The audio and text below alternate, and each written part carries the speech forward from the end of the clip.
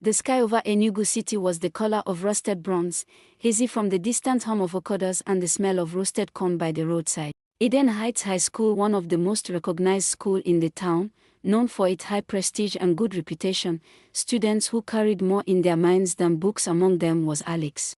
17. Intelligent. Invisible. A boy who had mastered the art of smiling without ever meaning it, Alex was the kind of boy teachers called quiet but brilliant, though none noticed the shadows under his eyes or the constant way he fiddled with the pen in his pocket. To the world, he was fine, just another student with a satchel and dreams. But inside, Alex was a house burning silently. His nights were sleepless, filled with unanswered questions and a voice that whispered, "You don't matter." April 17th. That was the date. The day he'd chosen. The day he would finally disappear from a world that never truly saw him. The plan was simple: write the note, walk to the uncompleted building 3 streets away after school, and never come back. He had rehearsed it so many times that even the pain felt mechanical now. What made it worse was that nobody noticed, not his classmates, not his teachers, not even his mother, who had been too heartbroken by life herself to see the storm inside her son. But on that Wednesday morning, as he stood by the school gate staring at the sky, something odd happened. A soft voice behind him said, "I like your handwriting. It's peaceful." He turned. It was Jessica, the girl who always sat alone in the library, sketching leaves and birds instead of taking notes. Her smile was small, almost shy, but in that moment, it cut through Alex's darkness like a candle in a blackout. He blinked, unsure if he heard her right. But she just nodded and walked away, leaving him stunned, confused, and, for the first time in weeks, alive. Jessica was a mystery wrapped in silence. She never joined the class gossip or laughed loudly in the hallways like the other girls. She floated through school like mist on early morning tar roads, present, but never fully grasped. Most students assumed she was shy, maybe even proud. But no one knew that behind those big glasses and quiet footsteps was a storm even Alex couldn't imagine. She had her own demons, ones that whispered to her in the night and tugged at her smile until it vanished before it could blossom. Her father, once a kind man, now drank more than he worked. Her mother had long surrendered to frustration, choosing to pretend instead of fight. Jessica found peace in sketching. Each stroke of her pencil was therapy, each leaf and bird a silent scream she couldn't voice. Nobody cared. Nobody asked. That was until the day she noticed Alex. She had seen the sadness in his eyes long before she said anything. There was a strange kinship in it, like 2 trees bending under the same wind. She admired the way he wrote in class, how even his question marks looked tired. It reminded her of herself. And on that Wednesday morning, something pushed her, something deeper than courage. Just a few words. A compliment. It wasn't planned. It just escaped her like a sigh. She hadn't expected him to hear it. But he did, and it changed everything. After she walked away, Jessica felt a strange flutter in her chest. Regret. Fear. Or hope. She couldn't tell. But something told her he needed to hear those words more than she realized. And though she didn't know it yet, her simple compliment would become the first thread in a delicate web of survival, a web that could either save them both or break them completely. The next few days were strange for Alex. Something had shifted, like a window had opened slightly in a suffocating room. He couldn't forget Jessica's words. "Your handwriting. It's peaceful." No one had ever described anything about him as peaceful before. In fact, no one really described him at all. Now, her voice echoed in his head like a quiet drumbeat. That one moment, simple, gentle, clung to him harder than years of silence ever did. Alex found himself searching for her in the hallways, in the library, in the lines between moments. He didn't know what he'd say if he saw her again. Maybe thank you, or maybe nothing. But something inside him ached to understand why her voice had stirred something he thought was dead. Was it curiosity? Was it need? Or was it simply because someone finally saw him? Jessica, on the other hand, avoided him. Not because she regretted speaking, but because it terrified her. She had broken her own rule: don't get attached. Attachment meant vulnerability, and vulnerability was dangerous. But something about Alex kept tugging at her attention. Every time she passed his seat in class, she felt her heart pace like footsteps in a quiet street. She didn't know what she expected from him, but part of her hoped he'd say something, anything. Then, one afternoon as the final bell rang and the school emptied into the buzzing city streets, Alex saw her alone in the corridor, sketchbook in hand. Their eyes met just briefly, but it was enough. He walked toward her, unsure of his next word, unsure of anything at all. And then, in a voice far smaller than he intended, he said, "You noticed." Jessica looked up, her eyes soft with something unspoken, and nodded. "I did," she replied, two broken souls, acknowledging each other for the first time, not with full hearts, but with shattered pieces that finally recognized their match. After that corridor moment, something delicate began to form between them, not quite a friendship, not yet love, but something real. They didn't speak often, but when they did, the words seemed to hush. Their conversations weren't loud or filled with laughter like other students. They were quiet, slow, and often unfinished, as if each word had to tiptoe around their inner wounds. Jessica started saving a seat beside her during break time in the library. Alex, once a ghost in the school compound, now had a reason to linger after the bell. He found comfort in the silence they shared. Sometimes they sat without speaking, just the sound of pencils scratching paper and the faint hum of distant generators filling the space between them. For Alex, it was the first time someone felt like home. He began to notice small things about her: the way she twirled her pen when deep in thought, how her left eyebrow arched slightly when she was sketching something from memory. She noticed things too. The way he tapped his finger 3 times before writing. The way his shoulders relaxed only when he was beside her. These small observations became their secret language, proof that they saw each other fully, even without saying much. One afternoon, Jessica handed him a folded paper. It was a sketch of him, sitting by the window, staring outside. Beneath it, in her neat cursive, were the words, "Even when you're quiet, your soul speaks." Alex held the paper like it was glass, fragile, beautiful, and real. For a second, he forgot about April 17th. He forgot about the rope. He forgot about everything except the warmth blooming in his chest. It was the first time he believed that maybe, just maybe, he wasn't alone. The bond between Alex and Jessica deepened like rain soaking through dry soil, quiet, slow, and unstoppable. They were drawn to each other, not because of shared joy, but because of mutual pain. For the first time, they didn't feel like burdens. Their silence wasn't awkward, it was sacred. And in their quiet companionship, wounds began to breathe. One evening, as golden dusk painted the school walls, they sat beneath the almond tree near the back fence, a spot no one visited anymore. Jessica looked up from her sketchbook and asked, "Do you ever feel like disappearing?" The question came out like a whisper wrapped in smoke. Alex's chest tightened. No one had ever dared say something so close to his own thoughts. He swallowed hard and replied, "Every day. Until you spoke to me." Jessica didn't cry. Instead, she closed her eyes and nodded like she had been waiting to hear those words.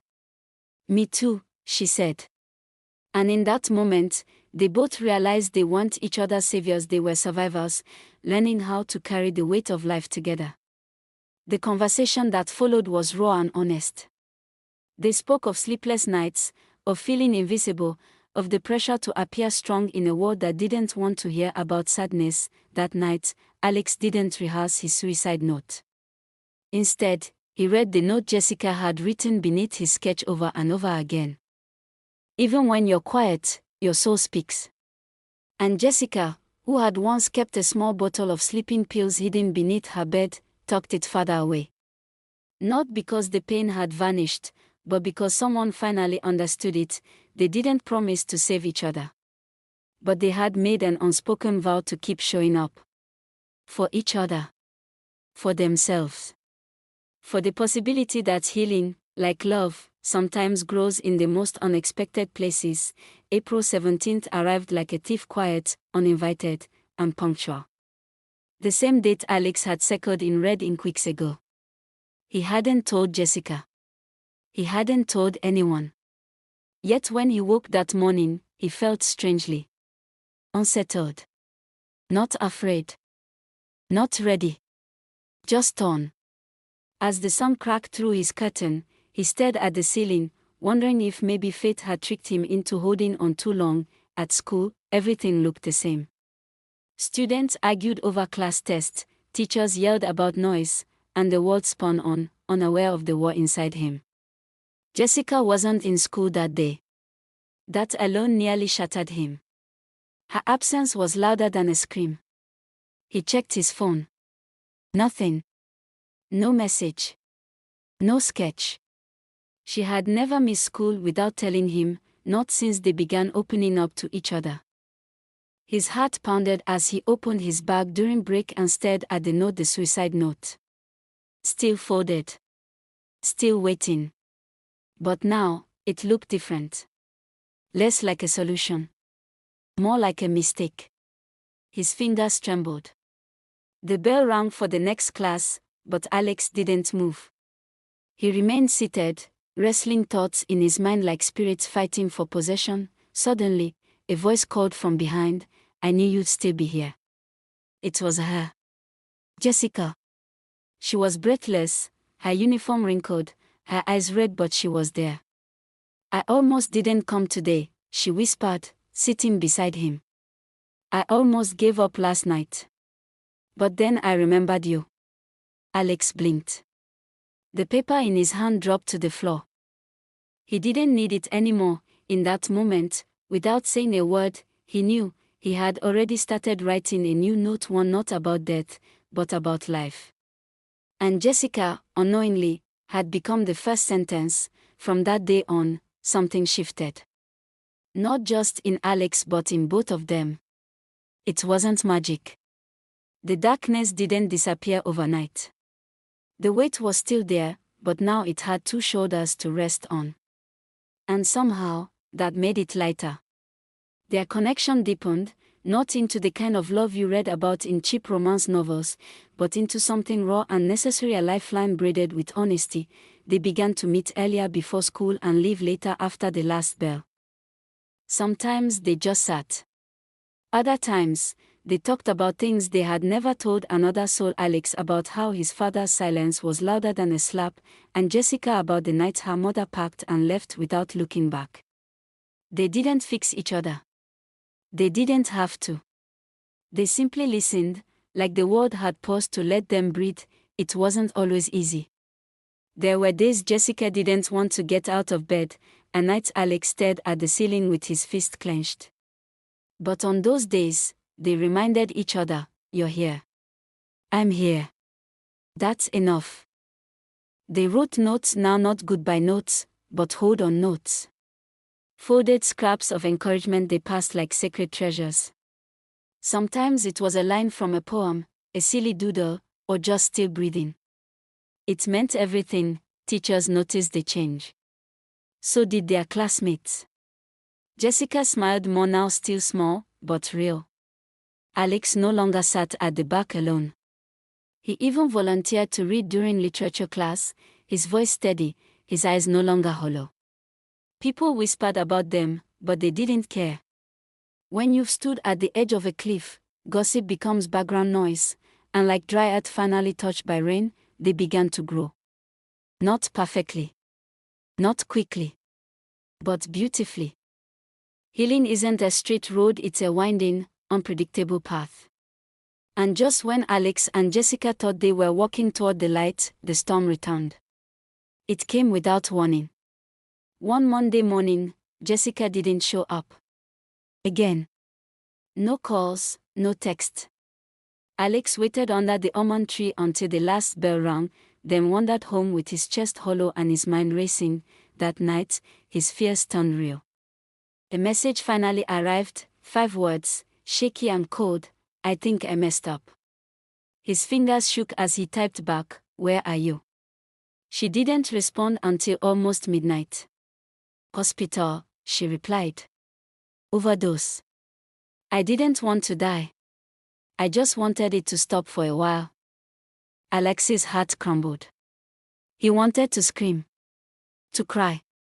But instead, he sat still in the dark, guilt sinking its claws into his ribs. How could he not see this coming? He had been so focused on getting better that he forgot healing doesn't mean immunity. He realized then that survival wasn't a finish line, it was a daily decision. And even strong people break. The next day, he visited her at the hospital. She looked smaller in that bed, wires attached to her like puppet strings. But when she saw him, she smiled, not the kind that hid pain, but the kind that said, "I'm still here." He sat beside her and didn't say much. He just held her hand. That was enough.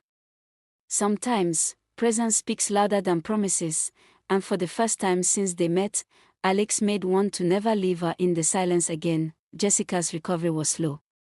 The days following her overdose felt like a blurry haze, where time moved but not forward. Alex spent every afternoon after school sitting beside her, watching her scribble in her journal, or simply stare at the window, lost in her thoughts. At first, she didn't speak much. Her words felt like stones in her mouth, too heavy to lift. But slowly, the quiet between them became more comfortable. Alex noticed how much she tried to hide her vulnerability behind humor. She joked about how weird it was to be alive again, how hospitals were overrated, and how doctors seemed to always have the same smile, like they were trained to mask fear.